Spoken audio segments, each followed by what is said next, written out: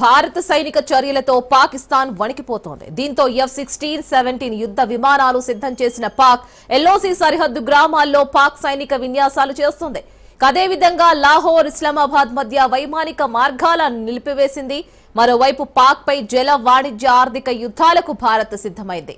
దీంతో ఏ క్షణాన ఏం జరుగుతోందోనని పాకిస్తాన్ గజగజ వణికిపోతోంది. చెప్పాలంటే యుద్ధ భయంతో పాకిస్తాన్ భయపడుతోంది. దీంతో కవ్వింపు చర్యలకు పూనుకుంది. ప్రధానంగా ఎల్ఓసి, భారత సరిహద్దుల వైపు భారీగా బలహాల తరలింపు చేపట్టింది పాక్.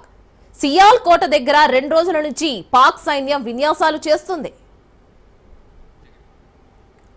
పాకిస్తాన్ మరోసారి తన వక్రబుద్ధిని చాటుకుంది. ఉగ్రవాదాన్ని పెంచి పోషిస్తున్న పాక్ జాతీయ భద్రత సలహాదారుగా ISI chief lieutenant general Mohammad Asim Malik కి భద్రతా సలహాదారుగా బాధ్యతలనిస్తూ నిర్ణయం తీసుకుంది. మరి ఇందుకు సంబంధించిన పాకిస్తాన్ కేబినెట్ సెక్రటరీ ఉత్తర్వులు కూడా జారీ చేశారు. దీంతో పాక్ ఎన్ఎస్ఏగా ఆసిమ్ మాలిక్ అదనపు బాధ్యతలు చేపట్టనున్నాడు.